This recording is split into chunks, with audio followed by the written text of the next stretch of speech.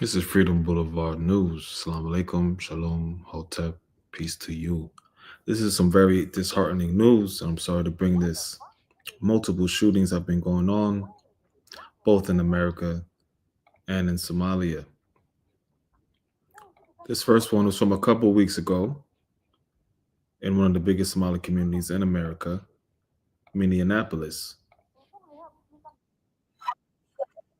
Interview curveballs. Good afternoon. My name is Brian O'Hara, Brian, O''Hara. I am the Minneapolis Police Chief. Today, at approximately 11:10 a.m., officers from Minneapolis Police responded to multiple reports of shots fired near Lake Street and Stevens Avenue. Officers located 4 men, all adults, with apparent gunshot wounds. One man had life-threatening injuries. He was located halfway down the walkway behind me. 2 had non-life-threatening gunshot wounds that were located inside of the transit center. One with non-life-threatening gunshot wound was located near Lake and Stevens. The man with a life-threatening gunshot wound and one of the non-life-threatening gunshot wounds were transported to Hennepin Healthcare. The other 2 men with non-life-threatening gunshot wounds were transported to North Memorial Medical Center.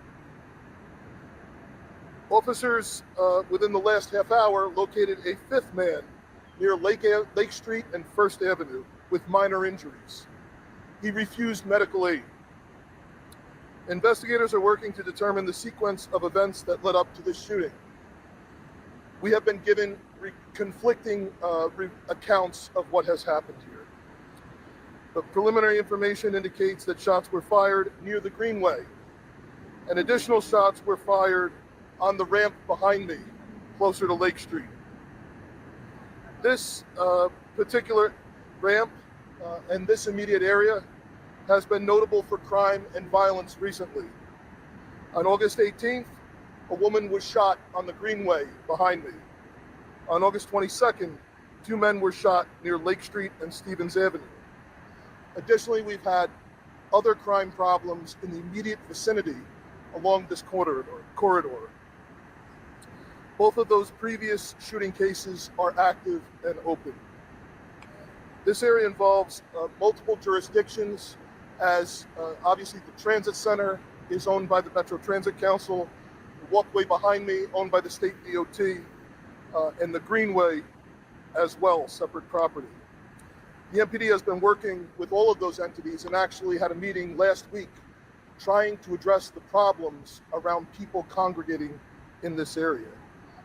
I'm told that the walkway behind me is cleaned twice a day, and as you can see, there's a huge volume of garbage and debris still, despite that cleaning.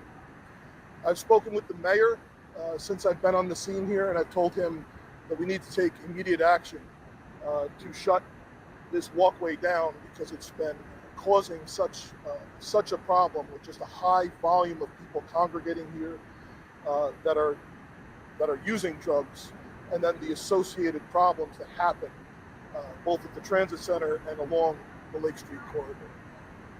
So we have obviously very limited information, but I can take questions that you have.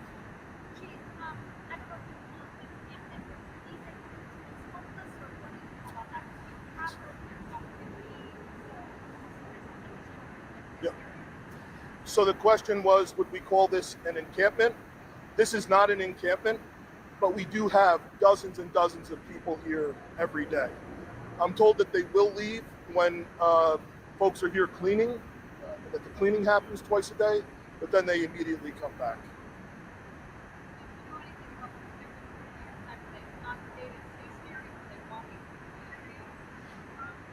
So the question was, what were the victims doing at the time? The one victim with life-threatening injuries was found still on the walkway about halfway down. 2 other individuals were actually found inside the tower at the transit center. And we have gotten conflicting accounts from everyone involved. So we're not sure what actually happened. There's 2 sets of, just to be clear though, there's 2 sets of discharged shell casings. The majority of them are actually on the greenway, so at the end of the walkway, and then there's some other shell casings closer to us on this. May Allah be with us all. This is crazy. There's a lot going on. We got something else going on in Somalia, actual Somalia. Minnesota is like a little Somalia. Somali, Minnesota, you know. Check this out, Bilal. It's in the Somali capital, Mogadishu. There's mounting anger at what people in some neighborhoods are calling government-forced evictions and the demolition of their property and homes. Hundreds of families have had their homes destroyed. Many have been forced to seek help at centres for the internally displaced on the outskirts of the city. We were told the land belongs to the government. They told us this is not your land, so go. We waited, but we had to run. When bulldozers were demolishing the house, we left all our belongings there. This is the Hodan district of Mogadishu. Bulldozers have flattened the homes once here. We were ordered to pay $15,000 to $20,000 so that the land is legalized for us, but we could not afford it. The bulldozer came while we were in the house, so we just left. Mohammed says he spent years saving for and renovating his home. He says the X on the wall means it's marked for demolition. The structure stands as a testament to my hard work and financial commitment. Unfortunately, no official from the government approached me regarding any issues. Instead, individuals who I believe to be imposters came and marked the wall. They informed me that while the house opposite mine would remain standing, my house was slated to be destroyed. Community leaders say the government must be called to account. This land, all these lands have original documents, particularly when the land is near the downtown area of cities and the land is expensive. Whether business or growing grass, each land has an owner, but the government just takes it back if it needs it. The government insists it is reclaiming public land for development that will benefit the city. But for the many who have already lost or stand to lose their homes, the evictions reflect corruption and poor urban planning in a country that has suffered decades of instability, poverty and conflict. Charles Stratford, Al Jazeera. Don't miss out. Get the full picture. Subscribe to Al Jazeera for... Hold on, y'all. I'm gonna get some more information. Some backup stories. Let's check it out. Leave a comment, like, share, and subscribe. Holla at me. I appreciate y'all all. Oh man, this is crazy right here. Hold on. Residents scream as explosions and gunshots break out in Mogadishu. This is so sad. A'udhu billah. And you know, just when they find all this oil, they have the government kicking people out, you know, doing things like that, causing domino effects.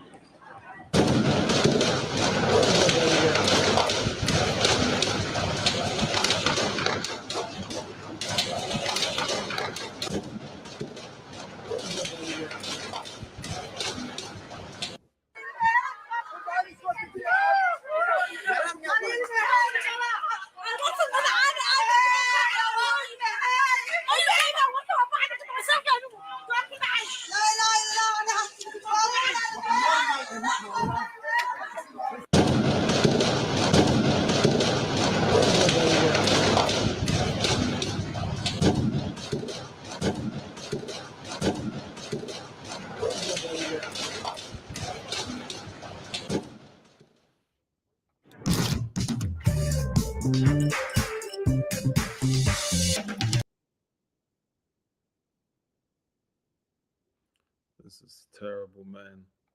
And other crazy news that's going on today. Oninda Romulus, Haitian American national, unalives her children, says she gave them to the devil in the Houston area. She also was on paternity court looking for who the child's fathers may be.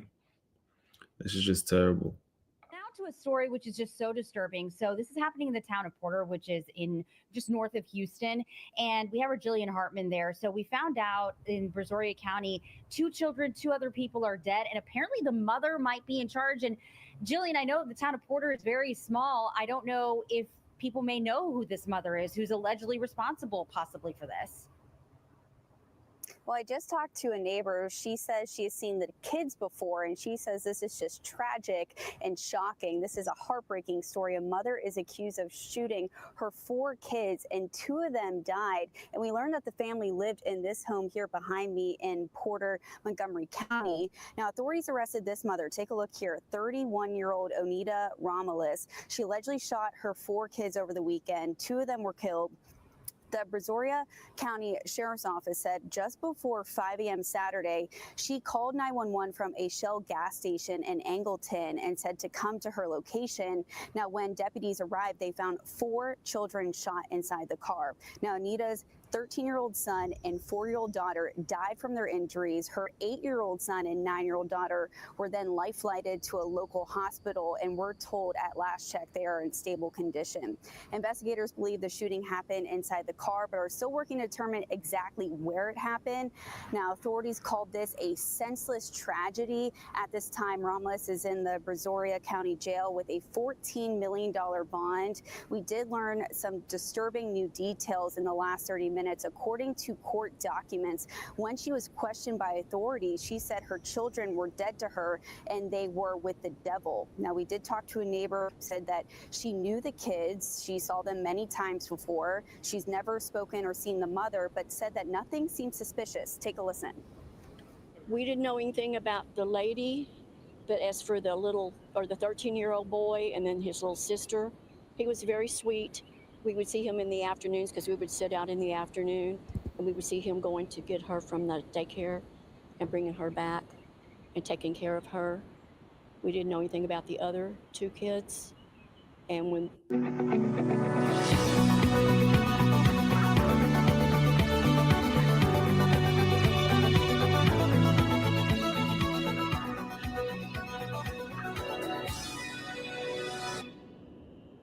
Adobe Acrobat Studio is all new. What can PDF spaces with? I know them babies gonna get straight to Jennifer Dose. Old to be lad. From Allah we come from, to Allah we return. But man, show Paternity Court, trying to figure out who the father was of one of her children. This image is per Paternity Court's YouTube channel. Now, this mom is accused of the unthinkable, allegedly shooting 4 of her kids, killing 2 of them. What we're learning about her past from her time on Paternity Court to what she said about parenting just a couple of weeks ago. We're on the case presented by Law and Crime. I'm Chris Stewart.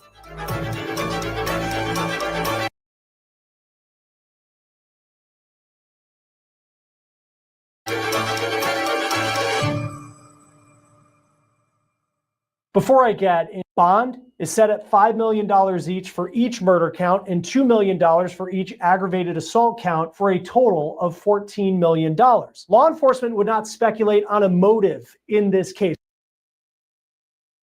they really had to show her twerking. They ain't had to show all that. Like, and why are they showing multiple pictures of her like this? They trying to entertain y'all? They trying to arouse y'all? Like, seriously? We still don't know that. KHOU-TV is reporting that CPS has made contact with Romulus in the past, but the details of that interaction has not been made public. Now, as far as any sort of criminal record for Romulus, this mugshot is from 2022, and it was for an arrest in Georgia in Fayette County. It was related to a DUI, possession of marijuana, failure to maintain lane, and having an improper tag. Court records show that she pleaded guilty to the DUI and improper tag charges, and prosecutors decided not to pursue the 2 other charges she was facing. Joining us now to talk more about this from Texas is Anthony Asso, criminal defense attorney and a former assistant district attorney. Thank you for taking the time to be with us. I know this is an incredibly sad case. Just initially from what we've learned, and there isn't a lot from deputies, but what do you just take away about the evidence that it seems that they have to this point? Well, I think it's largely that they're relying on the 911 phone call, as well as probably interviews from the two children that survived the shooting, which, while eyewitness interviews are typically strong testimony, it's her own children. So I think that they're going to really want to work to build up more evidence that will corroborate the testimony of those two other children. Yeah, and the two children who survived, I mean, they're both minors. How do you go about, I mean, from, you know, the prosecution standpoint of making sure that you have a story that you could use in court, considering these kids are so young? I believe they're 8 and 9 years old who survived. Well, you want to find, in addition to testimonial evidence, you're going to want to look for all the direct physical evidence that could corroborate what happened, right? So they're going to be looking at the shell. She goofy as hell. A big goofy gerb. Casings on the scene. Mental illness is real, yo. And why it keeps showing mama gotta have a life too is crazy. Y'all see that? This is the mind, unfortunately, of a lot of women in America. This is a Haitian American, by the way. She's not a Black American. Let's get that straight. But this is a lot of a mind of them. You know, they, you know, have all these. That's why Islam Ahmadiyya, you have a system of marriage, protocols, families, you know, it's hierarchy, there's a balance. It's a beautiful thing. Look at this. Mama got to have a life too with her Prada bag twerking. My understanding is that these shootings occurred at a gas station. So we're going to want to look for surveillance video to find out if there's any footage that will corroborate the child witnesses' statements. Because not only are they young witnesses, but they're also the children of the defendant in this case. And so, and as the young witnesses, everybody, 2 lives lost, 2 of them is injured. This woman definitely getting life, maybe even death penalty down there. You know how they get down. And then even the young witnesses, in addition to psychology of that, you know, to all the emotional trauma that they're dealing with right now, when it comes down to time to potentially testify in some sort of trial setting, their emotions and feelings could be kind of up in the air. She's being held on a $14 million bond. And I know in a lot of states, and typically you don't see bond that high. No. How does it work in Texas where someone could actually be, and I know they broke it down with the 2 murder charges are $5 million apiece, and then the 2 aggravated assault charges with a deadly weapon, I believe it was, are $2 million apiece. Like a week before it happened, look what she's doing, man. Bringing it to 14. How does that work in Texas? Well, in just like any other state, Texas has to abide by the Constitution. So you can't use bail in order to oppress somebody, and everyone's entitled to bail. However, in Texas, if they put on a proof evident hearing, and how many times I think we could anticipate that there could be a capital murder charge in this case. We don't have that much information yet, but in the event that Brazoria does file capital murder, and they did intend to seek death in this could just show a picture like that of her, that's it. Case, they could have a proof evident hearing and ultimately hold the defendant at no bond. But without doing that, and just on murder charges, she's entitled to bail. And I do think that that amount is high. So Will likely states that on it again, you have to establish to get her twerking, that the person wasn't aware of the consequences of their actions. So they trying to say that that's the culture. She's Haitian. She's not Black, Haitian American, Haitian national. Came here, got knocked up a lot. Bada bing, boom, bang. She could plead insanity, postpartum. Postpartum is a real thing. Definitely mental issues. Let's see what she said about her life. Look, again. Struggling to get started on your book? They're showing it again. Meet Squibbler, the AI book writer that transforms your ideas into fully developed chapters. With one thing, being in media communication when I was, nothing is put on the news, movies, or things like that.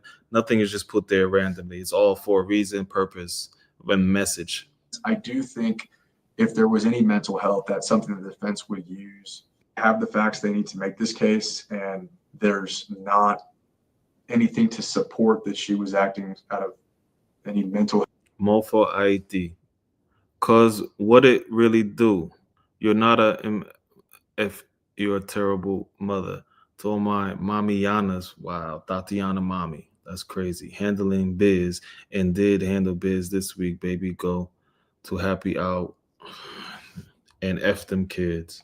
Health episode.